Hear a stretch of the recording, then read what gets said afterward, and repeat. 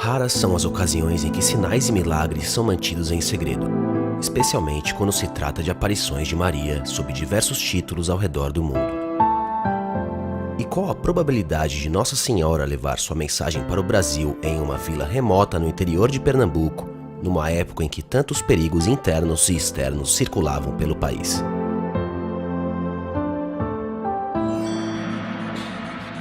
Sabemos das aparições de Maria em Fátima, Lourdes, Cidade do México e tantos outros lugares, sempre pedindo oração, penitência e se comunicando com pessoas simples.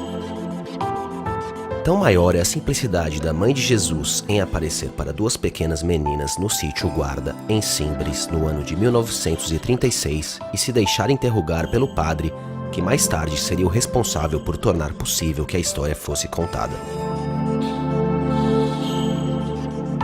Numa época em que o mundo sofria ameaças com o comunismo, em que guerras estouravam e em que o controverso Lampião andava com seus cangaceiros pelos sertões de Pernambuco, podendo ser perigoso a quem aparecesse em seu caminho, a mensagem de Maria era muito simples: rezar e fazer penitência para assim evitar que grandes males afetassem nosso país.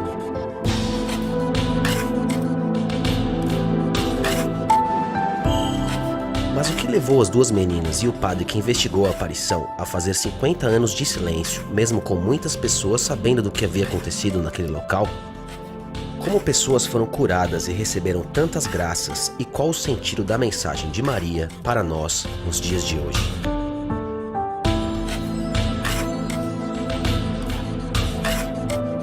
Quando criança, Maria da Luz, que mais tarde ficaria conhecida por Irmã Adélia, já era muito amiga de Maria da Conceição, cuja família não tinha uma boa condição financeira e passava por sérias dificuldades.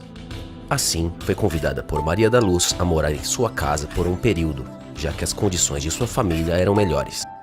Ana Lígia, autora do livro O Diário do Silêncio, que deu origem a este documentário, estudou o assunto por mais de 3 anos e revela detalhes sobre as duas confidentes e as aparições de Nossa Senhora. Eles tiveram uma identificação espiritual muito grande, as duas brincavam juntas, rezavam juntas, iam para a missa juntas, tinham aproximadamente a mesma idade. Maria da Conceição 2 anos só mais velha do que Irmã Adélia, então Irmã Adélia tinha 13 anos e Maria da Conceição tinha entre 14 e 15 anos. A vila de Simbres, onde a família de Maria da Luz residia em um pequeno sítio, tem uma história interessante com a fé católica. A vila surge em 1659 ou início de 1660, com a fundação de uma missão da Congregação do Oratório pelo padre João Duarte do Sacramento. Em 1762, documentos já citam que naquela vila há uma igreja dedicada a Nossa Senhora das Montanhas. O título vem do fato dos indígenas terem encontrado uma imagem de Nossa Senhora em cima de um tronco de árvore. Por 3 vezes, os oratorianos levaram a imagem embora, e por 3 vezes a imagem voltou a aparecer em cima do mesmo tronco. Então os oratorianos resolvem construir ali uma igreja e em cima do tronco o altar. A imagem foi chamada Nossa Senhora das Montanhas por ter aparecido no alto dessa montanha.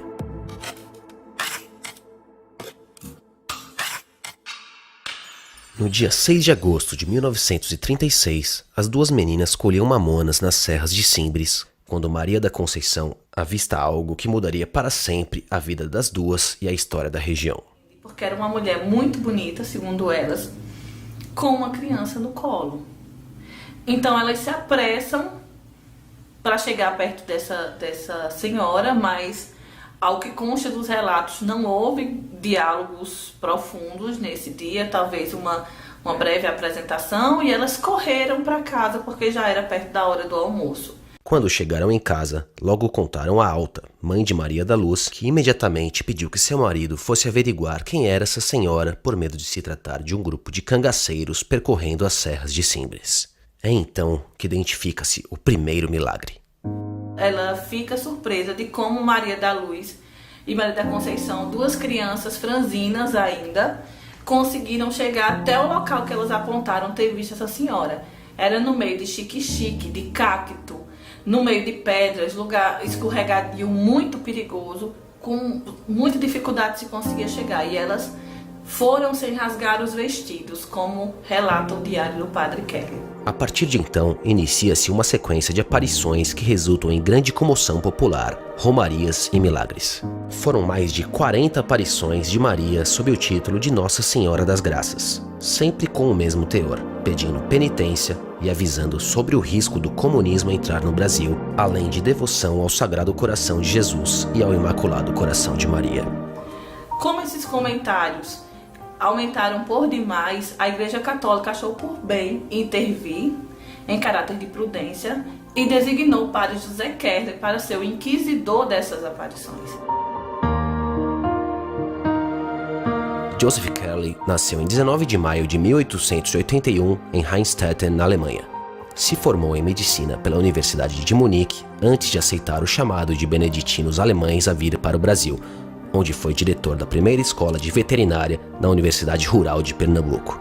Mais tarde, sua família viria ao Brasil por conta da segunda hiperinflação alemã e para fugir da guerra, impedindo que seus filhos em idade militar fossem convocados. Nessa época, Joseph Kerley já havia se tornado padre, atuando na região de Vila Bela como vigário. Seu sobrinho Luiz Kerley, que conheceu o tio já no Brasil, conta sobre sua experiência com uma das principais figuras dessa história. Era uma pessoa extremamente espontânea, muito alegre, estava sempre muito alegre, parecia uma fonte de energia que ninguém sabia que ia acabar nunca, porque estava sempre muito exuberante, isso nunca era muito circunspecto, a não ser nas horinhas, que não era muito, geralmente umas 2 horas por dia, que ele gastava na escrivaninha, e aí ele tinha uma máquina, aquelas máquinazinhas Hamilton pequenininha, que ele estava sempre escrevendo, a correspondência dele, os fatos do dia a dia da paróquia, mas a maioria do dia estava se movimentando. Acabava o café,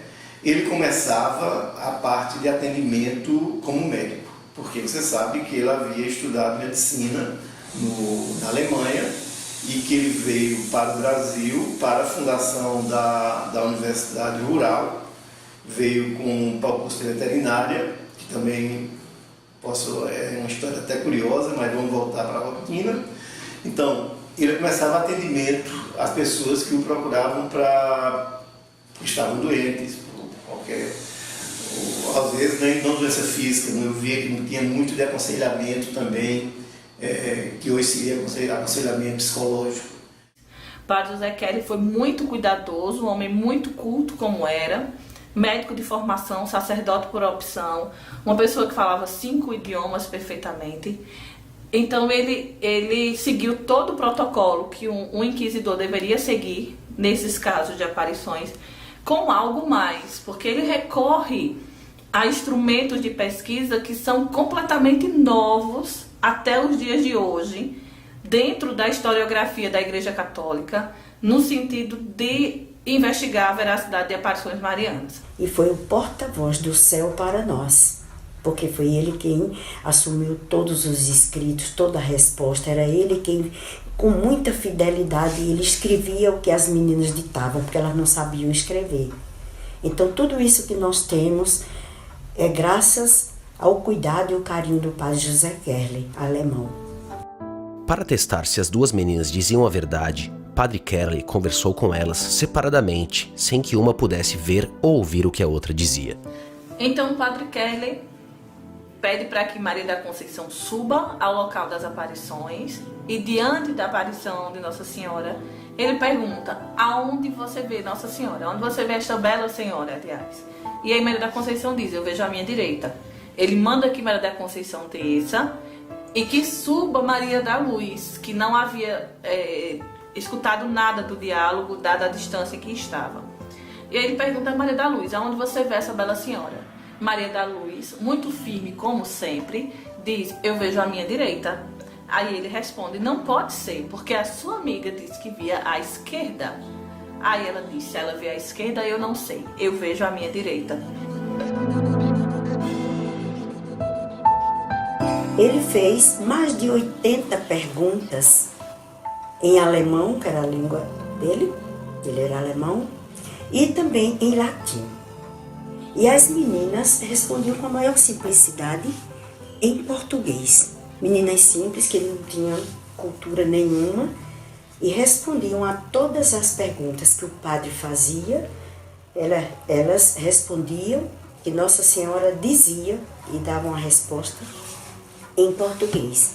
Então, isso foi uma das grandes provas de que as meninas falavam a verdade. As perguntas eram feitas em alemão ou em latim e eram respondidas em português. No lançamento da primeira edição do meu livro, eu convidei um padre para fazer uma palestra no lançamento do livro, e ele veio, fez a palestra, um estudioso mariano. E aí, durante a palestra, ele falou: eu gostaria que vocês, porque haviam outros padres na plateia, nos ajudassem a decifrar teologicamente a aparição de Simbris. E aí ele citou um fato de que na pedra, um dos sinais deixados por Nossa Senhora é o número 4. E aí nós tínhamos várias teorias para esse 4. E aí ele falou algumas, porque assim, esse 4, ele é muito citado no livro de Padre Kerley, no diário que o Padre Kerley deixou, aliás, porque quando o padre pergunta para as meninas o que significa o 4, elas respondem que Nossa Senhora faz assim, aponta para o céu. E ele não entende. E ele volta a perguntar depois e ela faz o mesmo gesto, aponta para o céu. Então, quando o padre, no lançamento do meu livro, fala sobre esse enigma, tinha um amigo meu judeu que estava do meu lado e diz assim: eu sei o que é o 4. Aí eu disse: o que é o 4? Ele disse: o 4 é o nome de Deus. O nome de Deus é formado por 4 letras, não só aqui no nosso idioma português, mas principalmente no hebraico, que é o tetragrama. E depois, quando eu falei isso para o padre que estava dando a palestra, o padre pulou da cadeira: isso é lindo, isso é lindo, isso é lindo.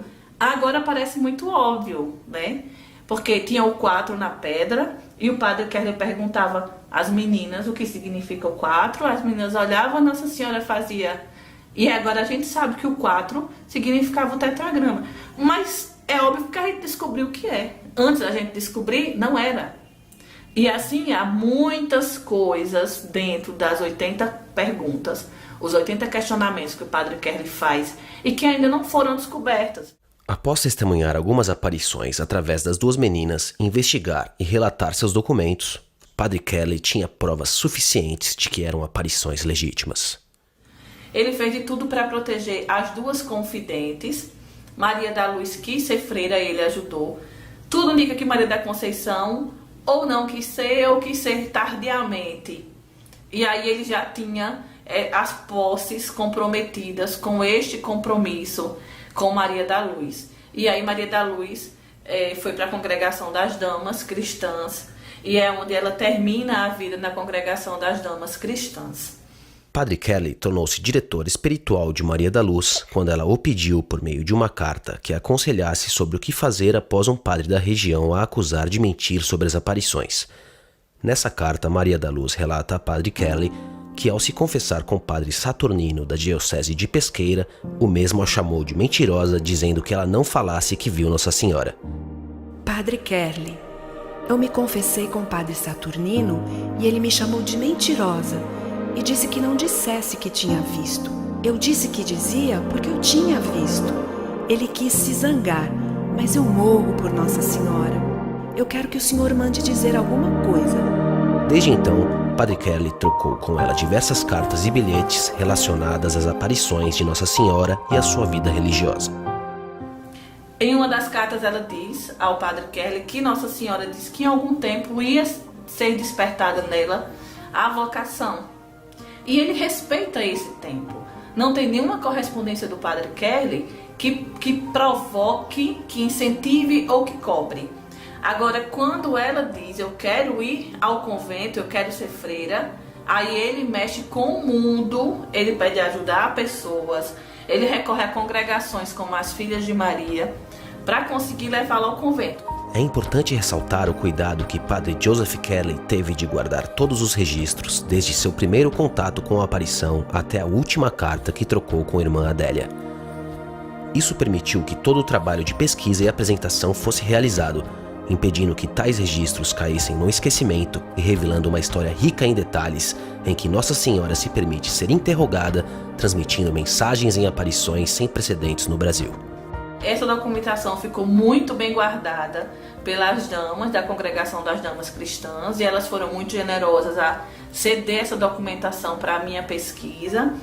E dentro dessa documentação havia o diário da irmã Adélia, havia o diário do padre Keller, havia o diário do Frei Estevão, que era um franciscano e que ajudou muito o padre Keller no entendimento mariano e teológico de todos esses fatos. Então, porque eu fundamentei em cima desses diários, é que eu chamei o livro de O Diário do Silêncio. Porque eles passaram 50 anos em silêncio, tanto o padre Keller, o Frei Estevão, irmã Adélia, e depois descobrimos que também Maria da Conceição. Frei Stephan Röttger nasceu na Alemanha em 5 de janeiro de 1877 e ordenou-se em novembro de 1906. Era da ordem franciscana e residiu no convento de Pesqueira no ano de 1936, o que o permitiu acompanhar todos os eventos relacionados às aparições em Simbres e ajudar o padre Joseph Kerley na investigação dos fatos. Mesmo após sua morte em 23 de setembro de 1955, ele foi de extrema importância para os estudos sobre as aparições, pois deixou um diário minucioso sobre os acontecimentos em Simbres e foi nos seus escritos que se baseou o livro O Diário do Silêncio. Eu não cheguei a conhecer Maria da Conceição, mas a irmã dela, Dona Júlia, me disse que quando Maria da Conceição, a partir de determinado momento da vida, ia falar da história de Simbres, dizia que não podia porque dava um aperto no coração. Ela não sabia que a irmã Adélia estava fazendo os 50 anos de silêncio. Ela não sabia que o padre Kerley estava, nem que o Frei Estevão estava. E eles fizeram esse silêncio para que pudessem seguir a vida religiosa deles. Foi necessário que fizessem esses 50 anos de silêncio para garantir que irmã Adélia tivesse uma vida religiosa tranquila, evitar que as pessoas a considerassem como uma futura santa e exageros em questões de devoção com sua pessoa.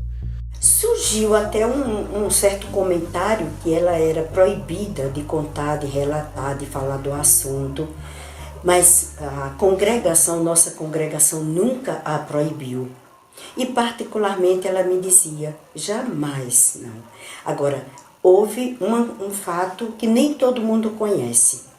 É que ela pediu ao seu diretor espiritual que a proibisse de falar. Porque como ela era muito obediente, ela tendo uma ordem externa, para ela era mais fácil. Então ela pediu, aí esse confessou, que a proibisse de falar. Então ela se sentiu muito mais segura. Quando as pessoas perguntavam, ela dava sinal de que não tocava nesse assunto. Ela não se sentia superior por ter visto Nossa Senhora. Pelo contrário, ela achava que por ela ter visto Nossa Senhora, ela precisava ser a mais humilde das pessoas. Inclusive, quando rompe-se esse silêncio, é quando ela foi diagnosticada com câncer em estado terminal. O médico deu a ela 3 meses de expectativa de vida. E aí ela pede para vir se despedir aqui em Simbres. E quando ela vem se despedir do local, uma das freiras relatou a mim que ela chorava muito, muito, muito, porque ela teve um conflito muito grande naquele momento. Porque ela achava que, por ela ter feito aquele período de silêncio para que pudesse ter uma vida religiosa, cuidar dos pobres, ser reconhecida e tudo mais, apesar de que muita gente sempre soube quem ela podia ter impedido que muitas almas se salvassem ou se convertessem. Irmã Adélia, já gravemente doente e sentindo sua saúde enfraquecida, decide pedir à sua superiora, Madre Bernadette, que pudesse revelar às suas irmãs do convento a grande história das aparições, que ocorreram quando jovem no sítio Guarda, em Simbres. Então, convidou um grupo de irmãs para que ouvissem seus relatos. E como ela estava muito doente, ela pedia, naquela ocasião, uma oportunidade de ainda voltar lá ao sítio Guarda para que ela pudesse recuperar um pouco o seu pedido de perdão pelo silêncio que ela vivera durante muitos anos. E Madre Bernadette, na ocasião, consentiu. Disse que ela tinha todo o direito de convidar algumas irmãs que ela tivesse mais intimidade para acompanhá-la nessa viagem. Chegando lá, ela nos convidou a subir até o local onde tinha acontecido as aparições. Mas foi muito difícil. Na época, o acesso ao alto do monte ainda era muito difícil, com muitas pedras, degraus estreitos, num percurso muito íngreme. Após uma subida de desafios, chegaram ao alto do monte, onde Nossa Senhora havia aparecido mais de 40 vezes. Irmã Adélia, então, começou a falar e fez uma oração muito forte de desabafo. E ela pedia a Nossa Senhora perdão por todo o tempo que ela tinha se mantido em silêncio, não tinha comunicado, revelado aquela graça, aquele mistério extraordinário. E por isso talvez o Brasil não tivesse melhorado, porque ela não tinha transmitido a mensagem do céu. Minha Mãe do Céu, se é para que eu ainda possa revelar todo esse mistério, dizer às pessoas essas graças, então que eu ainda possa viver mais um tempinho. A senhora sabe que eu sou muito fraca, eu não sei sofrer. Mas se a senhora quiser que eu ainda espalhe essas bênçãos e graças, a senhora peça a seu filho, peça ao Pai, para me conceder ainda um tempo de vida aqui na terra. Eu sou muito fraca para sofrer. No ano de 1998, Odete foi surpreendida por um câncer de mama maligno num exame de rotina. Ela ficou profundamente abalada e nos conta sua história de como foi até a irmã Adélia para pedir orações. Quando eu fui acometida deste mal, eu não tinha como chegar a ela, porque eu não tinha assim, a amizade mesmo para pedir. Então, Rosana soube que eu estava doente, aí ela ligou para mim, eu disse, eu queria tanto que ela rezasse em mim, ela disse, eu vou pedir a ela.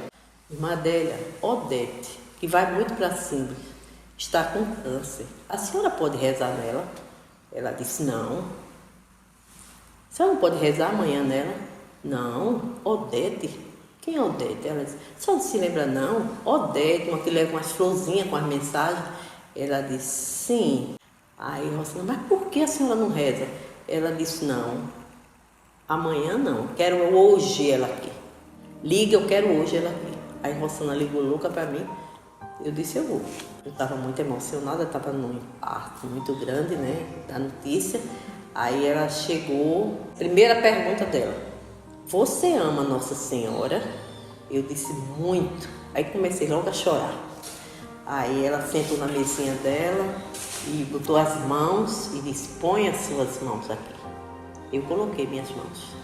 Aí ela começou a falar. Eu digo com Nossa Senhora, porque ela dizia assim, Virgem Santíssima, esta é Odete, ela te ama. Aí foi passando meu choro e eu fui me acalmando. Quando terminou isso, ela soltou minha mão, disse, vamos ali, tem uma imagem grande de Nossa Senhora das Graças. Ela não sabia qual mama estava doente. Abriu assim uma portinha, tirou uma garrafinha de água benta de Simbres, falou novamente, fez uma oração a Nossa Senhora em meu nome, falando de mim, pedindo que ela me curasse, que intercedesse junto a Jesus.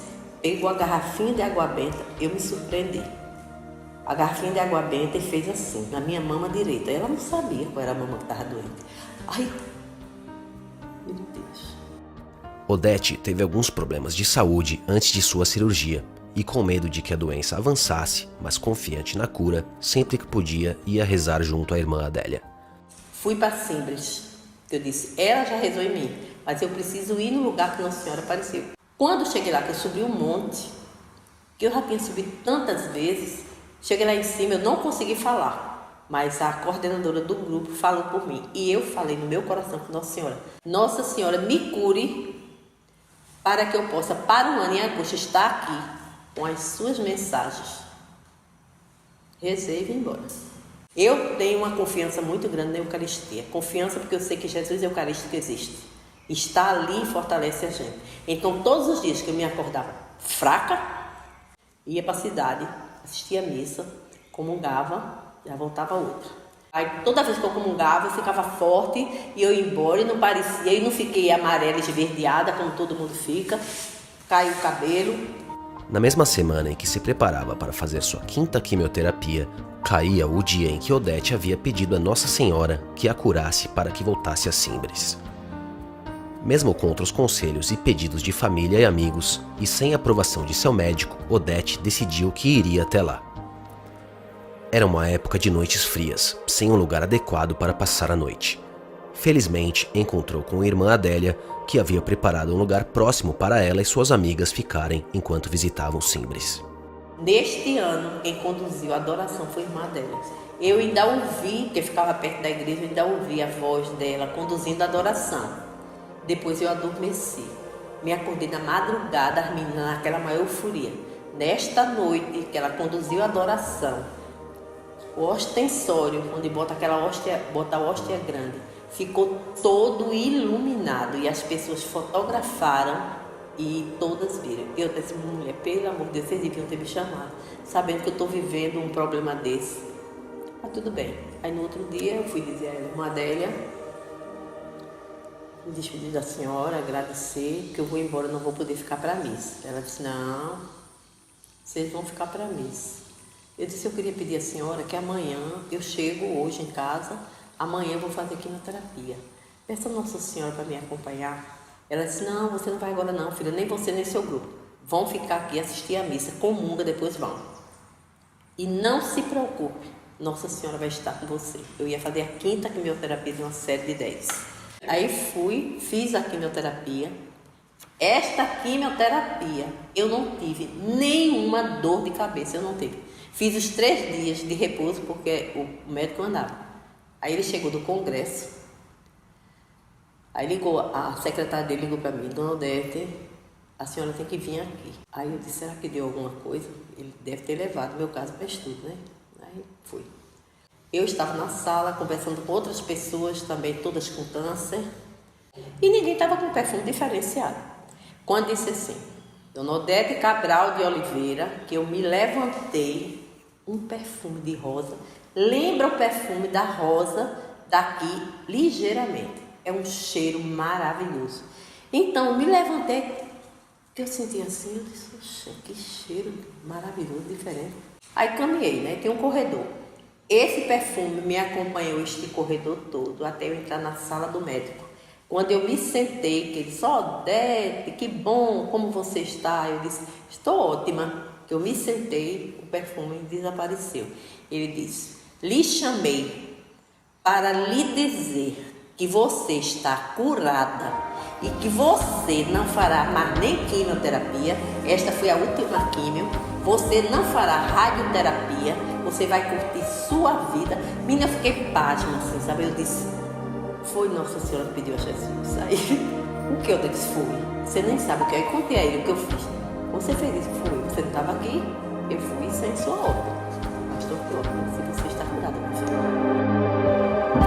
E esse meu filho teve um acidente. Ele caiu do 5º andar. E eu, no momento que eu recebi a notícia, era mais ou menos de meia-noite para 1h da madrugada, eu estava rezando o texto de Padre Pio, quando recebi o telefone dizendo que ele tinha caído, portanto, morrido.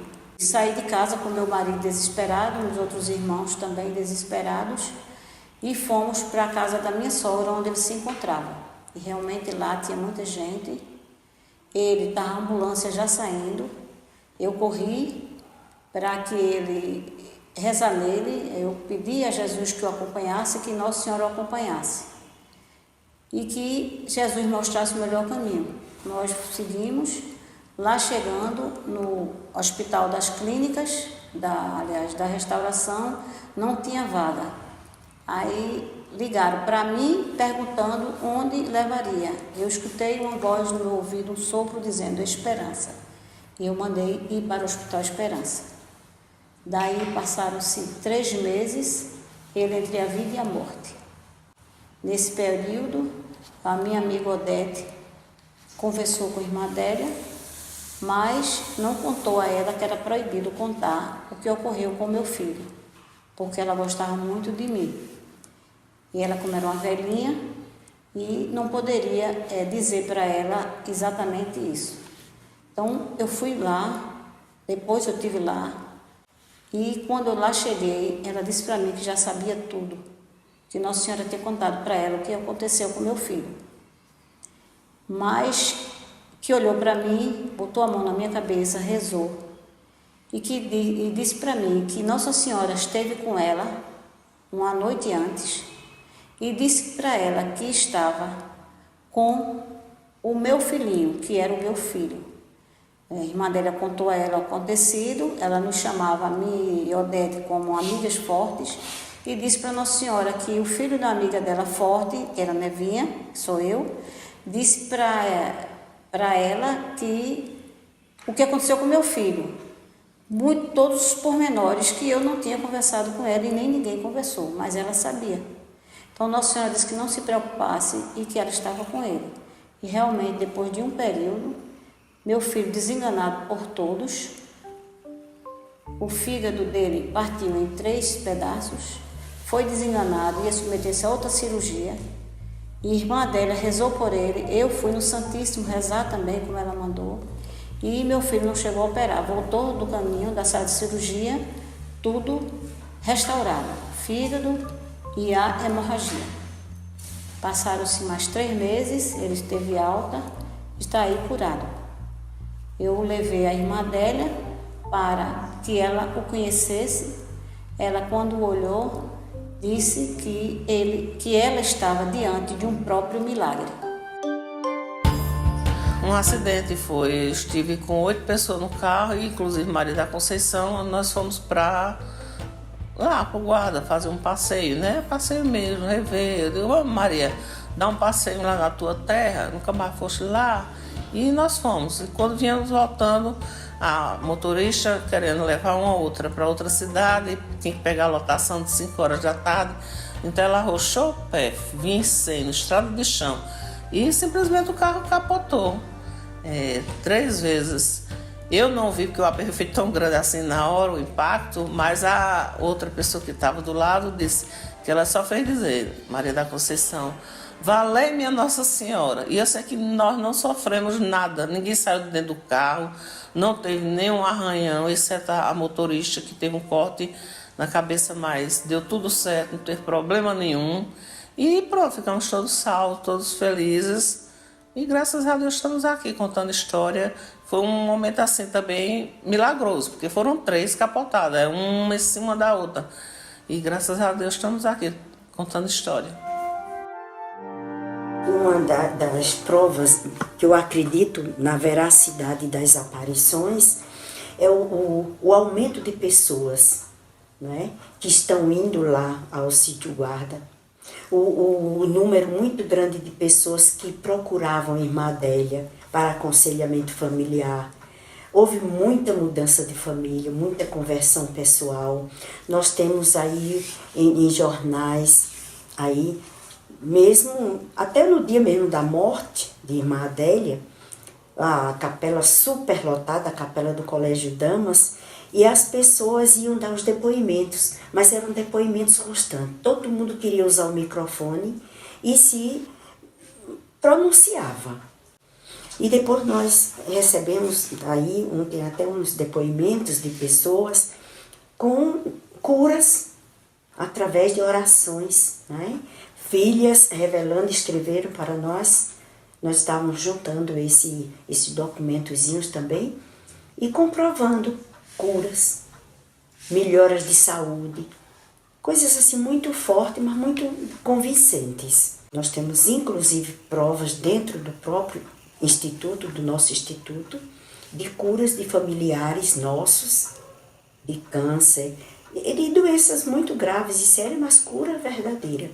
Infelizmente, não foi pedido, solicitado aos médicos laudos comprobatórios, não é? Porque isso era interessante, como o de irmã Adélia mesmo. Quando voltamos daquela viagem que nós falamos, depois de algum tempinho, ela voltou ao médico. E o médico se surpreendeu e disse: o que é que houve? Não se explicava o que é que tinha acontecido. Ele era o médico dela, sabia que ela estava cancerosa, em alto grau, em instâncias talvez derradeiras. E de repente, Ele disse, está curada. Mas ela foi curada e ainda viveu muitos anos depois, porque ela faleceu agora, aos 91 anos.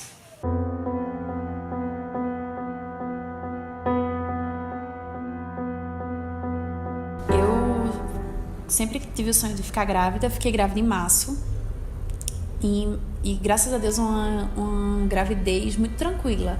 Não tive problema, não enjoei, não sentia nada, não tinha nada que me incomodava. Continuei minhas atividades normais, trabalhando normal. Aí quando eu fui fazer a ultrassom de 32 semanas, diferente de todas as outras ultrassons, demorou um pouco mais. A doutora Patrícia ficou tentando investigar e dizendo que a posição não estava bem, que eu fosse fazer xixi, que eu voltasse, que desse uma caminhada para poder visualizar a minha bebê melhor.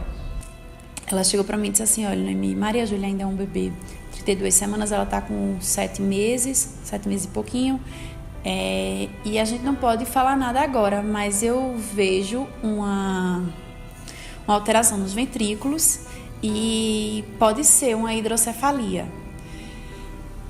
Você não se preocupe, não quero que você coloque nada na internet por enquanto, para você não se assustar. Pronto.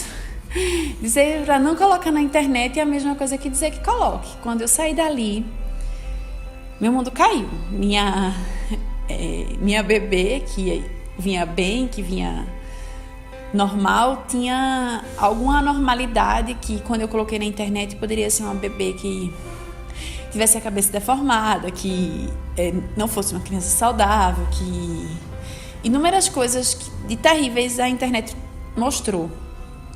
A hidrocefalia é uma doença rara ocasionada pelo acúmulo de fluidos nas cavidades cranianas, causando dilatação na cabeça e pressão no cérebro.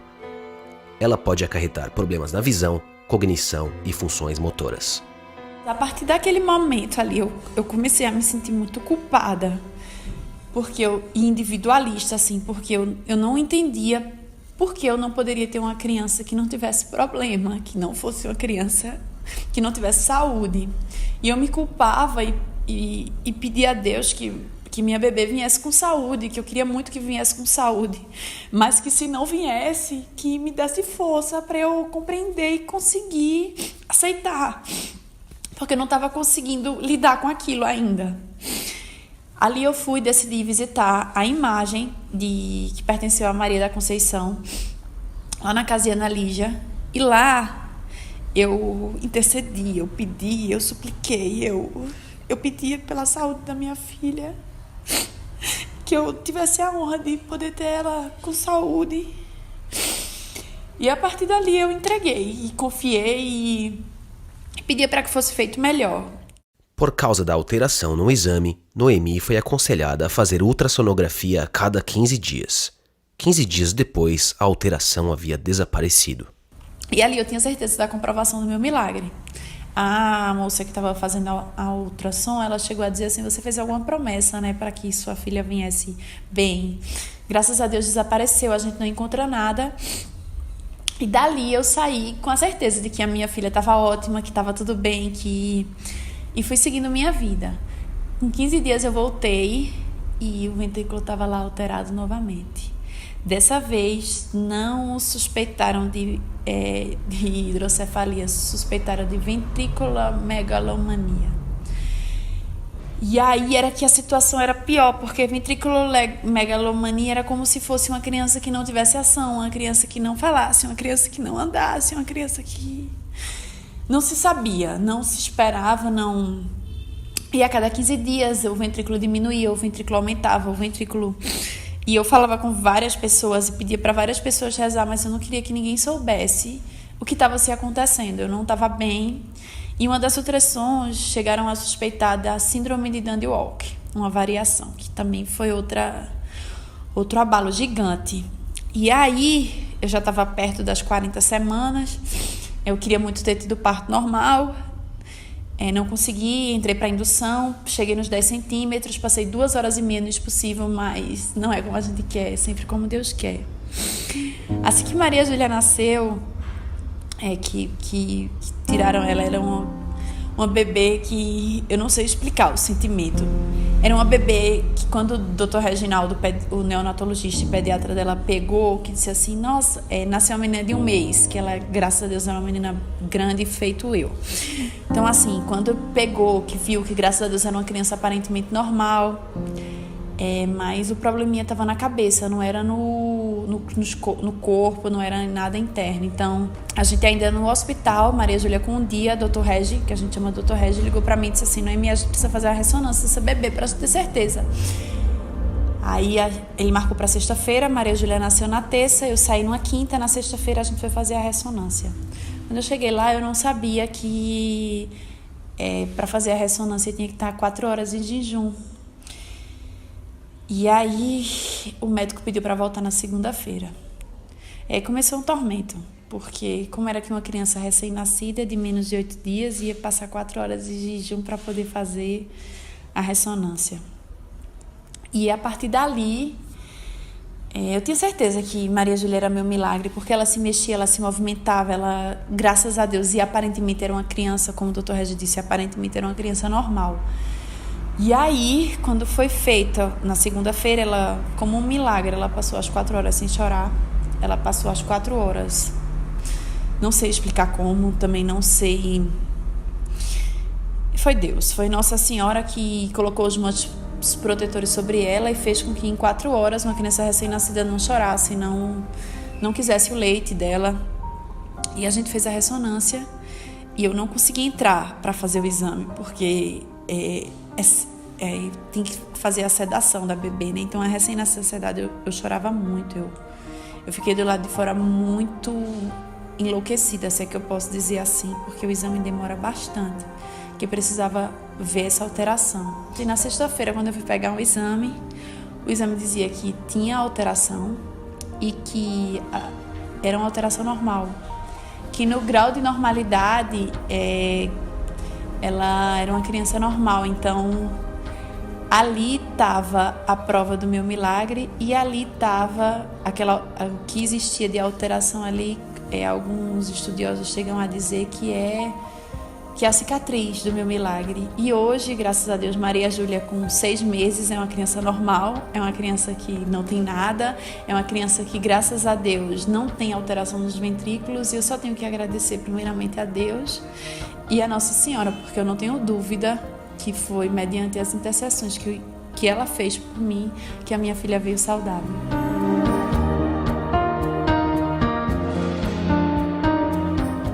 Após sofrer uma queda e perceber algo estranho, Julie foi diagnosticada em 2017, aos 24 anos, com um tipo de câncer muito raro para alguém na sua idade. Eu levei uma queda e essa minha parte toda ficou dormente. E quando ficou dormente, eu comecei a palpar meu peito. Foi quando eu senti, minha mama era muito pequena e eu senti uma coisa diferente. Por eu ser enfermeira e já ter um pouco de experiência nessa parte, fazer o toque nas mulheres, então eu percebi algo estranho. E fui realizar, por conta própria, a ultrassom. Aí fiz a ultrassom, quando no ato do exame, o médico já falou que eu tinha um nódulo e que tinha 2 nódulos, na verdade. Um que era BIRADS 3 e um BIRADS 4. Quando você é diagnosticado com BIRADS 4, você tem que fazer biópsia. Então, já fui para o Dr. Peixoto, ele fez a cirurgia e tirou, e na hora da cirurgia, ele já percebeu que o tumor estava um pouco diferente e pediu a biópsia com urgência. Então, ele já percebeu que tinha presença de necrose, é quando o tumor está preto, aí saiu no mesmo dia, assim, parcialmente o resultado, e que o patologista confirmou que se tratava de um câncer de mama. No caso de Julie, foi diagnosticado estágio 3, numa classificação que vai até 4. Por se tratar de uma pessoa tão jovem, os médicos suspeitaram de ser um problema genético, então a encaminharam para um exame específico para saber qual tipo de célula e tumor ela tinha. Nesse exame, ele deu 80% genético e 20% hormonal. Então começou uma pesquisa na minha família em relação a quem já tinha tido esse tipo de câncer. E ninguém tinha tido. Começou todo o meu processo de quimioterapia. E fiz 16 quimioterapia.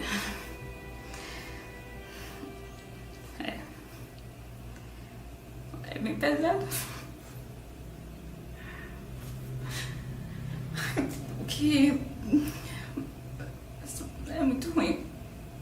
Eu tinha uns cabelos longos caindo na primeira sessão. Porque eles fizeram um protocolo que é muito forte pra mim. Com a primeira quimioterapia, que era muito forte. Aí, na primeira sessão já caiu. Eu engordei, eu acho que 17 quilos. Tava muito inchada.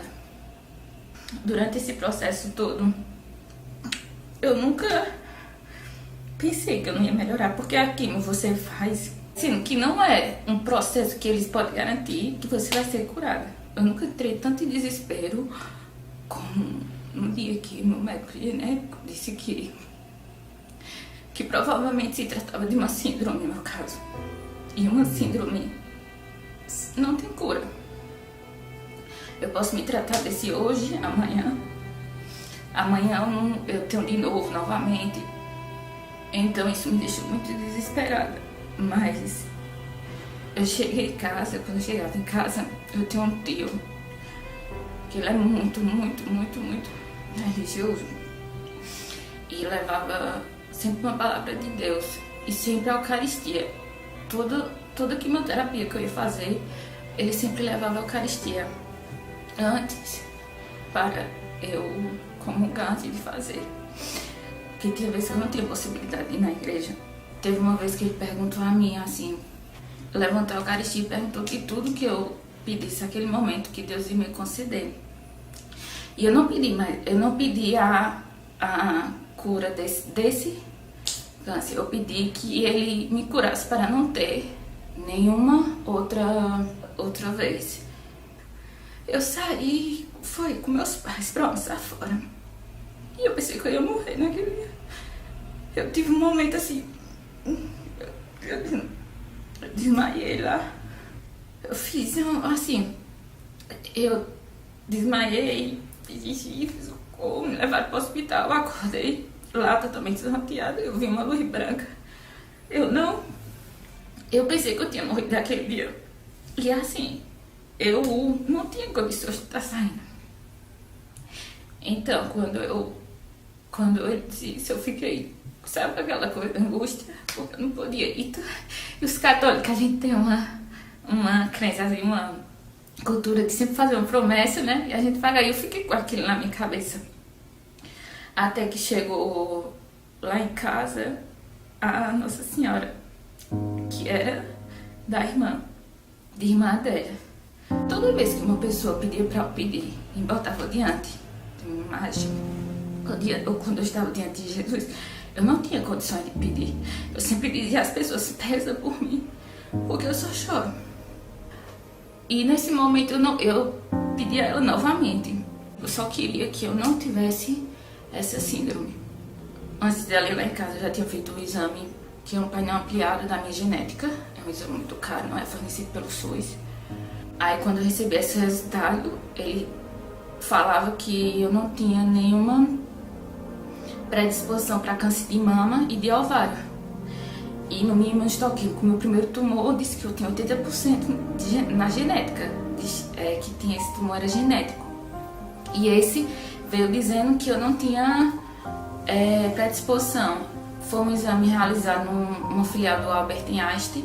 Ele foi examinado 50 vezes. E depois desse exame também eu levei para o médico.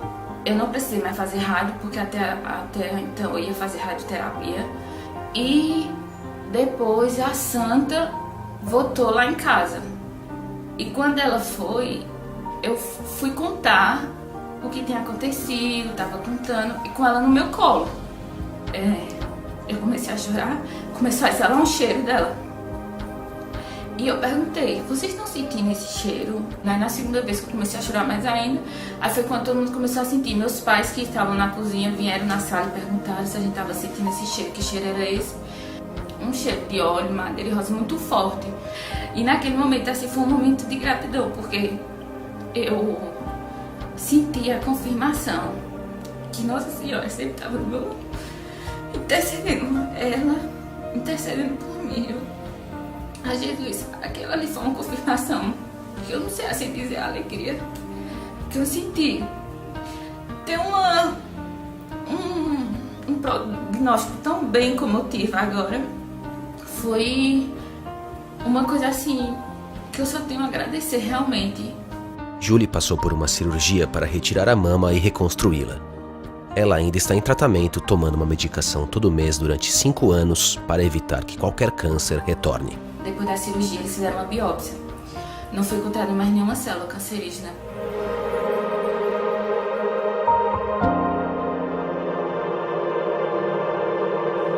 Essa caminhada que eu tive, né?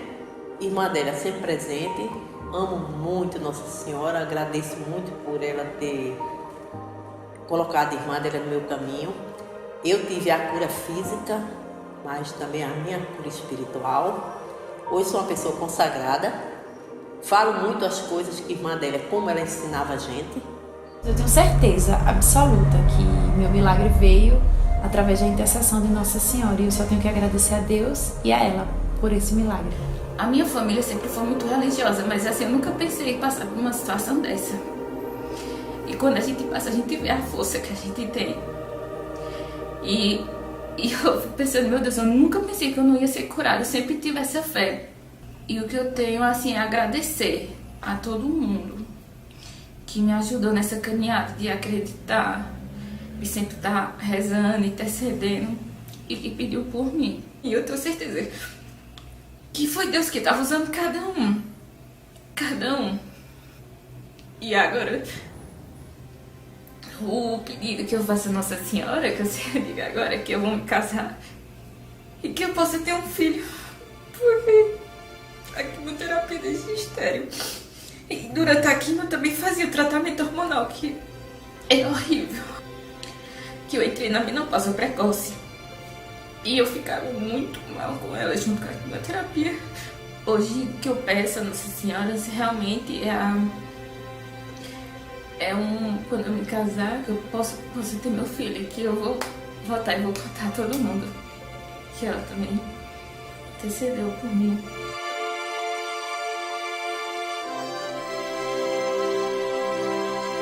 Algumas pessoas realmente, no momento de uma oração forte com ela, com a irmã Adélia, sentiram realmente.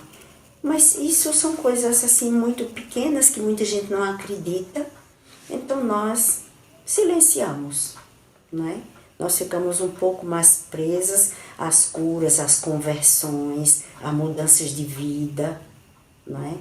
Sobretudo porque a irmã Adélia era uma pessoa muito calada, muito humilde. Ela nunca se vangloriou dessa graça extraordinária que ela teve. Pelo contrário, ela fugia das ocasiões de se revelar. Só quando ia muita insistência, é que ela abria o jogo e dizia alguma coisinha. Mas era uma pessoa assim de virtudes muito bonitas, obediência, de uma caridade no meio dos pobres incrível. Ela trabalhou muito com os pobres.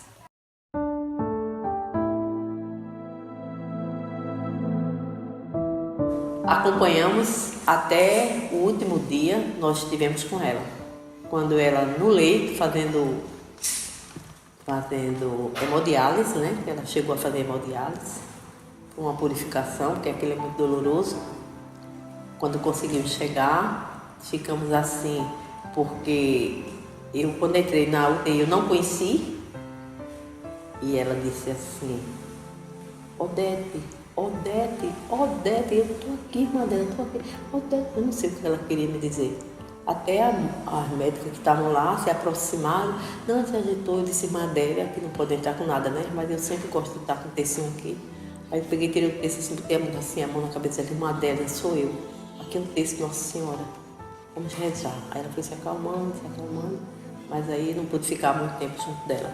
Era assim uma pessoa que se preocupava muito com o mundo, pedia-se para rezar, para atender os pedidos de Nossa Senhora e para rezar para a paz do mundo, para que não viesse o comunismo para o Brasil. Também pedia-se para se rezar para os pobres, para a conversão dos pobres, para que atendesse ao pedido de Nossa Senhora. É um processo de cura, é um processo de salvação de pessoas de drogas. Isso aí houve muito. através das orações dela, né? E no dia do enterro, o nosso bispo, nosso arcebispo, Dom Fernando Saburido, ele dizia: nós não podemos calar diante de uma coisa dessa que estamos vendo. Então nós precisamos juntar provas também para nós lançarmos isso para frente. É coisa de igreja já, né? A igreja não pode ainda se pronunciar, porque como mãe ela é muito cautelosa. Ela primeiro aguarda, estuda, vê, né? Para depois se pronunciar. Mas o que eu sei é que essas aparições, esse fato chamado Irmã Adélia, já é um caso chegado até Roma, né? O Vaticano tem conhecimento disso, agora se mantém cauteloso e tem razão. A gente não pode adiantar. Agora, as pessoas é que não se calam diante de coisas grandes, não é? São coisas misteriosas, a gente não explica, porque são coisas do céu, são coisas sobrenaturais, mas não há como negar.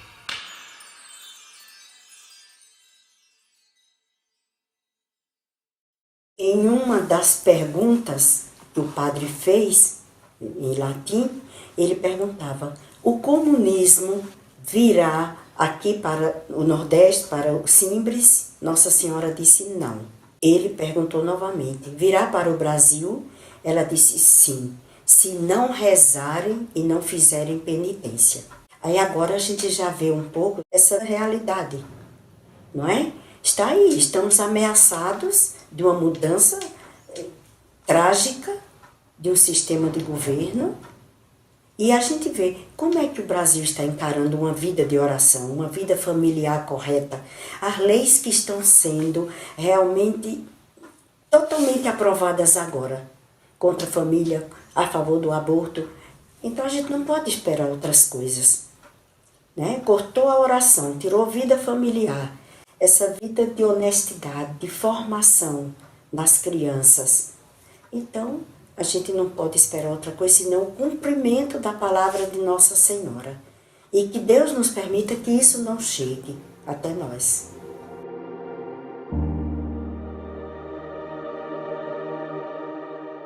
Eu me obriguei a uma pesquisa muito grande que durou 3 anos. Graças a Deus eu tive a bênção de começar a pesquisa para o livro com a Irmã Adélia em vida. Eu ainda tive contato com ela há cerca de 2 a 3 anos. Ela tinha conhecimento do trabalho, ela conversava comigo, ela permitiu que o trabalho fosse feito, porque eu nunca teria feito, nunca teria lançado o livro se ela não tivesse permitido. Então isso para mim foi assim um incentivo muito grande. Ela permitiu, ela quis que esse livro existisse, apesar de que ela me disse que não veria o livro, e realmente ela não viu, porque o livro foi lançado cerca de 3 meses após o falecimento de Irmã Adélia. Apesar de Nossa Senhora ter aparecido àquelas 2 meninas há mais de 80 anos, sua mensagem é atemporal e chega para nós em um momento importante de nossa trajetória. Em suas aparições, ela dizia que o Brasil poderia enfrentar um banho de sangue caso não orasse, fizesse penitência e tivesse devoção ao Sagrado Coração de Jesus e ao Imaculado Coração de Maria. No momento de nossa história em que o número de homicídios no Brasil é maior do que o de 150 países somados em todos os continentes, segundo dados da ONU, temos uma confirmação desse alerta de Nossa Senhora e a lembrança de que a oração, devoção e penitência são os melhores caminhos para trazer paz ao nosso país. Por isso, espalhar a mensagem sobre as aparições em Simbres é tão importante. Primeiro, para que as mensagens de Simbres sejam propagadas, e segundo, para que estudiosos se interessem pelo assunto e tragam a sua colaboração. Ave Maria, cheia de graça, o Senhor é convosco. Bendita sois vós entre as mulheres, bendito é o fruto do vosso ventre, Jesus. Santa Maria, Mãe de Deus, rogai por nós, pecadores, agora e na hora de nossa morte. Amém. Glória ao Pai, ao Filho e ao Espírito Santo, no princípio, agora e sempre. Amém. Quero aqui, irmã Adélia, muito bem, irmã Geraldina, irmã Alvina, todos, bem-vindas, né? Muito bem, Deus abençoe. Vamos ver se a gente acerta, Maria. Ave da graça, diz também minha alma. Ave da graça, diz os plantos meus. Ave da graça, diz a minha vida, na crença viva de falar com Deus. Ó Mãe ditosa, por Deus escolhida, ó Mãe ditosa, no belo monte Aparecida. Ó Mãe ditosa, dizem as crianças, vieste ao mundo, salva a nossa vida. A chaga aberta na santa mão está mostrando o sangue dos irmãos. Tem de piedade, ó